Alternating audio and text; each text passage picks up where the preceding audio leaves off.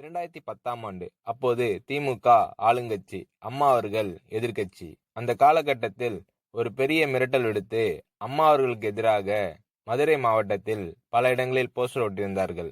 அந்த போஸ்டரில் அம்மா அவர்கள் மதுரைக்கு வந்தால் திரும்பி செல்ல மாட்டார், மதுரைக்கு அம்மா அவர்கள் வரக்கூடாது என்று மதுரை மாவட்டத்தில் பல இடங்களில் போஸ்டர்களை ஒட்டி பெரிய மிரட்டல் எல்லாம் கொடுத்தார்கள்.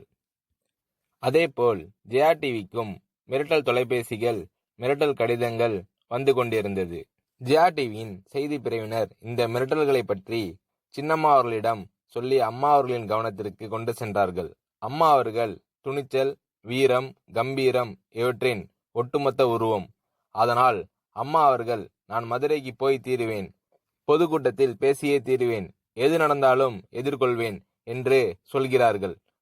ஒரு கட்டத்தில் ஜெயா டிவிக்கு மிரட்டல் எப்படி வர தொடங்கியது என்றால், ஜெயா டிவியின் அலுவலகத்தை வெடிகுண்டு வைத்து தகர்ப்போம், அம்மா அவர்கள் மதுரைக்கு வந்தால் ஜெயா டிவியை ஒழிப்போம், இப்படி நிறைய மிரட்டல்கள் தொலைபேசி வாயிலாகவும் கடிதத்தின் வாயிலாகவும் வர தொடங்கியிருந்தது. இதுவும் அம்மா அவர்களுக்கு சின்னம்மா அவர்களின் வாயிலாக தெரிவிக்கப்பட்டது.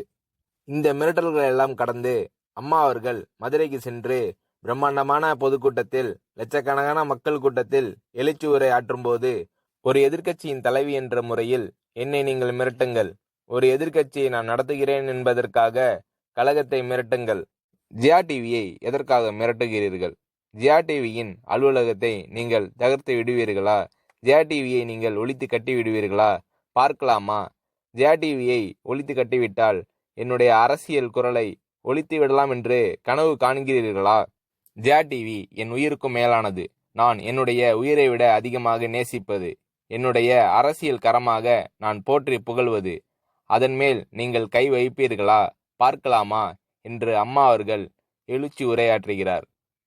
எந்த மண்ணிலிருந்து அம்மா அவர்களுக்கும் ஜெயா டிவிக்கும் மிரட்டல் வந்ததோ அதே மண்ணில் நின்று கொண்டு கம்பீரமாக கர்ஜித்தார்கள் அம்மா அவர்கள். இப்படியெல்லாம் அம்மா அவர்களின் அன்புக்கும் மரியாதைக்கும் பாத்திரமாக ஜெயா டிவி இருந்தது.